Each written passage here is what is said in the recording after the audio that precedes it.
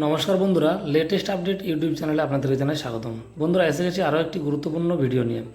আপনারা সবাই জানেন যে বর্তমান রাজ্য সরকার কিন্তু কাস্ট সার্টিফিকেট রিভেরিফিকেশন করা শুরু করেছে, অর্থাৎ 2011 সাল থেকে 2026 সালের যে মার্চ মাস পর্যন্ত যে সমস্ত সার্টিফিকেট ইস্যু হয়েছে সেই সমস্ত সার্টিফিকেট কিন্তু রিভেরিফিকেশন চলছে এবং তার জন্য বেশ কিছু সার্টিফিকেট কিন্তু আস্তে আস্তে ক্যান্সেল হয়ে যাচ্ছে। চলে এসেছি অনগ্রসর কল্যাণ ওয়েবসাইট এর হোম পেজে। দেখুন, এখানে কাস্ট সার্টিফিকেট যে ক্যান্সেল হয়েছে তার আরও একটা গুরুত্বপূর্ণ নোটিশ, অর্থাৎ আরও বেশ কিছু কাস্ট সার্টিফিকেট কিন্তু বাতিল হয়ে গেছে গত 12 তারিখে।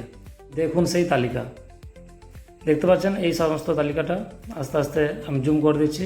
দেখুন নামগুলো পড়ে দেখুন আপনাদের এলাকা বা আপনাদের পাশাপাশি এলাকার মধ্যে এনাদের বাস কিনা। দেখুন এগুলো সবগুলোই মোটামুটি হলদিয়া রয়েছে, আর হচ্ছে কিছু বারাসাত রয়েছে। কিছু আছে হলদিয়া এসডিও, আর কিছু আছে বারাসাত এসডিওর আন্ডারে। বারাসাত অর্থাৎ নর্থ 24 পরগনা, হলদিয়া অর্থাৎ পূর্ব মেদিনীপুর। দেখুন নামগুলো পড়ে নিন আপনাদের বা আপনাদের পাশাপাশি এলাকার বা আপনাদের কেউ চেনা জানা আছে কিনা যাদের কাস্ট সার্টিফিকেট এসটি সার্টিফিকেট কিন্তু বাতিল করা হয়েছে। এদের সমস্ত কিন্তু এসটি সার্টিফিকেট ছিল এগুলো। শ্যামলী দাস,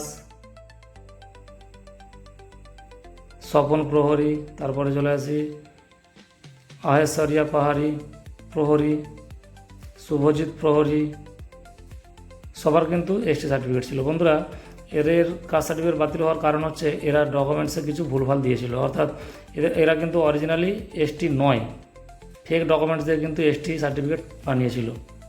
তাহলে বলুন, আপনার আমার যে হকের অধিকারের জিনিস এটা কিন্তু এনারা খেয়ে নিচ্ছেন। দেখুন নামগুলো পড়ে নিন ভালো করে।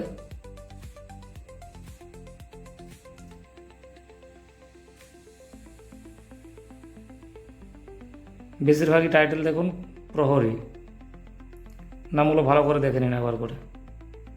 আপনার বা আপনার এলাকার যে সার্টিফিকেট হোল্ডাররা যেগুলো বাতিল হয়েছে দেখে নিন আপনি এদেরকে চেনেন কিনা। যাদের সার্টিফিকেট বাতিল হলো তাদের কিন্তু চাকরি তো গেল, যদি চাকরি করে থাকেন তাহলে চাকরি গেল। কোনো কলেজে ভর্তি হলে সেই ভর্তির অ্যাডমিশন যে সেটা পর্যন্ত ক্যান্সেল হয়ে গেল। মানে যা কিছু হতো এই কাস্ট সার্টিফিকেট দিয়ে যেগুলো হওয়ার কথা ছিল সেগুলো কিন্তু সবই তাদের বাতিল হলো।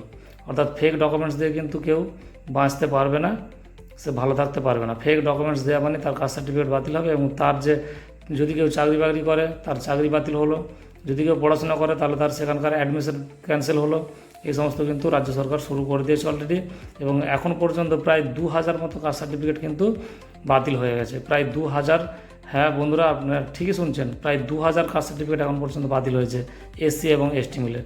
আর গত 12 তারিখে কিন্তু যে অর্থাৎ গত বুধবারে কিন্তু সমস্ত ওবিসি সার্টিফিকেট 2011 সাল থেকে যে সমস্ত ওবিসি সার্টিফিকেটগুলো ইস্যু করা হয়েছিল সেগুলো সব ক্যান্সেল হয়ে গেল। তাহলে বুঝতে পারছেন বন্ধুরা এতদিন কারা রিজার্ভেশন পেয়ে আসছিল। ভালো করে ভেবে দেখুন কারা এতদিন রিজার্ভেশন পেয়ে আসছিল। যারা আসলে এসসি বা এসটি তারা হয়তো ডকুমেন্টসের অভাবে তারা সার্টিফিকেট বানাতে পারছেন না, আর এরা দেখুন অটোমেটিক সার্টিফিকেট কিন্তু বানিয়ে ফেলেছেন। দেখুন 27 জনের নাম আছে এই লিস্টে। তো চলুন বন্ধুরা, এই ছিল আজকের ভিডিও। যদি ভিডিওটা ভালো লাগে অবশ্যই ভিডিওটা লাইক করুন, বেশি বেশি করে ভিডিওটা শেয়ার করুন, সবাইকে জানিয়ে দিন ফেক সার্টিফিকেটের ব্যাপারে। তো চলুন বন্ধুরা, আর না বাড়িয়ে ভিডিওটা এখানে শেষ করছি।